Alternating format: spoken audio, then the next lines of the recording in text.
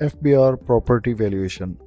एक ही रात में फेडरल बोर्ड ऑफ रेवेन्यू ने 5 SRO जारी कर दिए और पाकिस्तान के बड़े शहरों में प्रॉपर्टी की वैल्यूएशन अचानक बढ़ा दी है। अब सवाल ये है कि ये वैल्यूएशन क्यों बढ़ाई गई है, इसका तरीक़ेकार क्या होगा और इसका आम शहरी पर क्या असर होगा। आज मैं आपको बीइंग ए लॉयर इसका मुकम्मल कानूनी तज्ज़िया दूंगा, जिसमें यह है कि आपको पूरी डिटेल से आगाह करूंगा कि इनका इम्पेक्ट क्या पड़ने वाला है और बेसिकली इसका जो इंक्रीज़ की गई है वैल्यूएशन ये क्या है। वीडियो शुरू करने से पहले मेरे फेसबुक पेज को लाइक करें, यूट्यूब चैनल को सब्सक्राइब करें और अगर आपको वैल्यूएशन टेबल्स वगैरह चाहिए तो नीचे व्हाट्सएप चैनल का लिंक दिया गया है, आप वहाँ से मेरे से ले सकते हैं। किन शहरों में इजाफा हुआ है? फेडरल बोर्ड ऑफ रेवेन्यू ने जिन 5 शहरों में प्रॉपर्टी वैल्यूएशन बढ़ाई है वो ये हैं: मुल्तान, सियालकोट, फैसलाबाद, गुजरांवाला और इस्लामाबाद। ये तमाम बड़े तजारती और रिहायशी मराकज़ हैं जहाँ प्रॉपर्टी की खरीद व फरोख्त ज़्यादा होती है।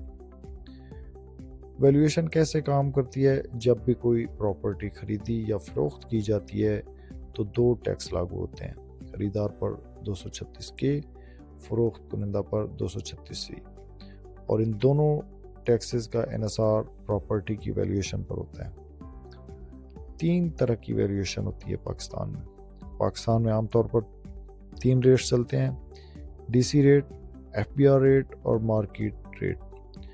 पहले क्या होता था, 1 करोड़ की प्रॉपर्टी को 10 या 20 लाख के DC रेट पर रजिस्टर करवा लिया जाता था, लेकिन अब ये तरीक़ेकार तकरीबन ख़त्म हो जाएगा। असल वजह क्या थी? असल वजह यह है कि IMF का दबाव है और पाकिस्तान को शर्त दी गई है कि FBR वैल्यूएशन को मार्केट वैल्यू के करीब लाया जाए, कम से कम 90%, और अब हुकूमत इसी पॉलिसी को अमली तौर पर नाफिज कर रही है। इसके असरात क्या होंगे? अब सबसे बड़ा सवाल, इसका असर क्या होगा? प्रॉपर्टी टैक्सेस में इजाफा होगा, कम वैल्यू पर रजिस्ट्री करवाने का रास्ता तकरीबन बंद हो जाएगा, ख़रीदार और फ़रोख्त कुनिंदा दोनों पर बोझ पड़ जाएगा।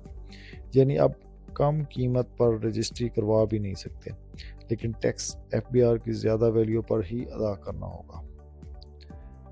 ज़्यादातर लोग ये नहीं जानते कि जैसे ही चालान बनता है FBR को ट्रांजैक्शन का इल्म हो जाता है। ख़रीदार और फ़रोख्त कुनिंदा के टैक्स प्रोफाइल अपडेट हो जाती है।